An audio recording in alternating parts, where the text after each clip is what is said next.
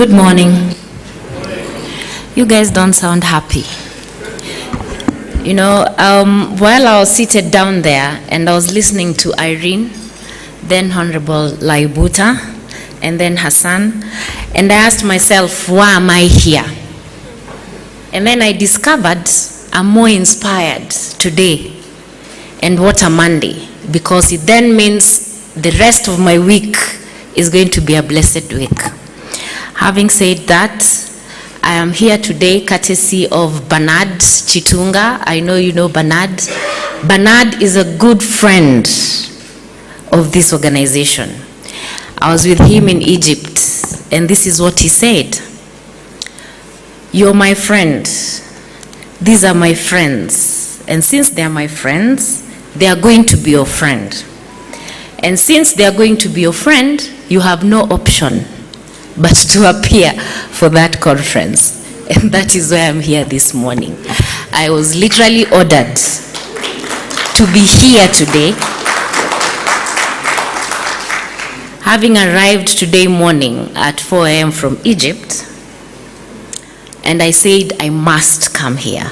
But I've discovered the most important reason as to why I came here this morning is because you've all inspired me. So I feel truly honored. Honorable Justice Laibuta, who's my senior in the law profession. We have Commissioner Sati. I haven't seen where he's seated. And then the Board of Management for Enable. Irene, I must congratulate you for putting in place this organization, which is not only an inspiration to the person seated here, but you're actually making change in this world. And that is what life is all about. Life is about the little things that we do that makes a life difference or a positive change to any other person that we live with. So esteemed guests, ladies and gentlemen, mine is to welcome you to this great city of Nairobi. I'm sure you have tasted the hospitality of Kenyans. If not, Irene, you're hereby given an executive order that you must ensure that everybody has experienced the hospitality of Nairobi. One Mary Pat usually says that formerly with the IBM National Support Center for Persons with Disability, she says what sums up the importance of technology in the empowerment of persons with disability. For most people, technology makes things easier. For people with disability, technology makes things possible.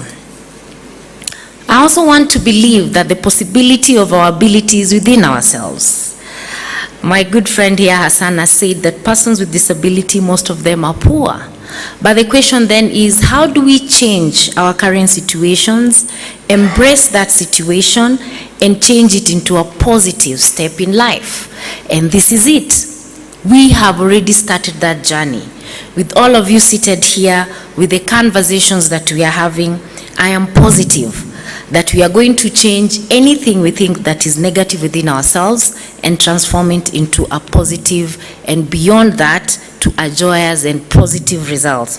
So the exclusion and marginalization of persons with disability is a human rights issue as well as an economic issue for countries. When a significant section of society, estimated about 15% of the world's population, faces obstacles in receiving education, transitioning into the labor market, and becoming economically self-sufficient, it not only undermines their rights and dignity, but adds significantly to a country's welfare burden. Today, as we gather here to address a long-standing and urgent issue that demands our immediate attention, the pressing need for assistive technology, digital accessibility, and inclusive ICT policies for individuals with disability in Kenya and Africa.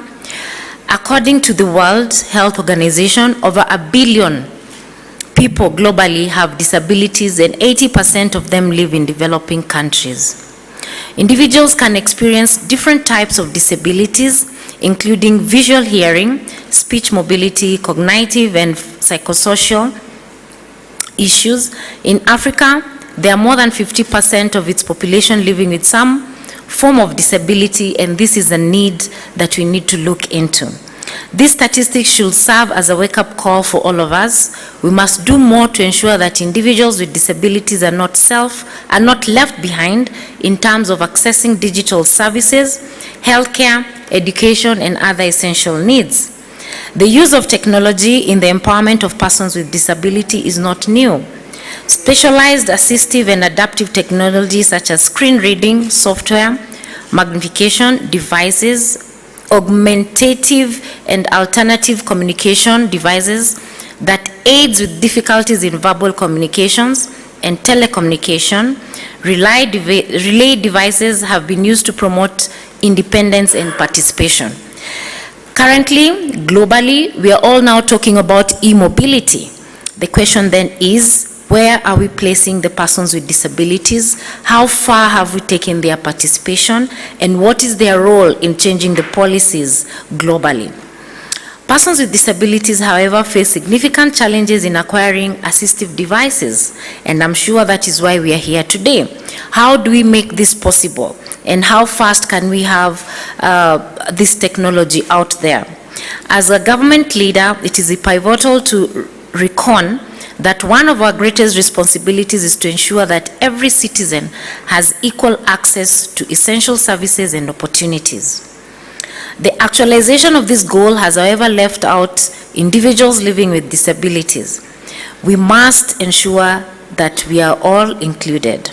Assistive technology is a crucial requirement for individuals with disabilities to access digital services. It facilitates learning, communication, employment, and more, and including in the business and tech world. Digital accessibility ensures the ability to interact with all the systems in place, applications, and multimedia. It is essential to guarantee that all members of the society, including individuals with disability, have equal opportunities to access information, participate in the digital economy. We already have frameworks in place to guide our inclusion strategies as a nation and organizations. For instance, the Sustainable Development Goals outline specific objectives such as Goal 4, which focuses on ensuring equal and accessible education by providing inclusive learning opportunities for all. Goal 8, which promotes inclusive economic growth and full employment to enable individuals with disabilities to access the job market, and Goal 10, which emphasizes the socio-economic and political inclusion of persons with disabilities.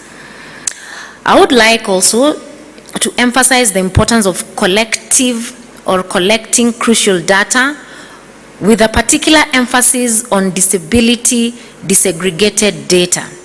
This data will ensure accurate representation of persons with disabilities in the region and compel governments to plan accordingly by allocating sufficient budgets for individuals with disability.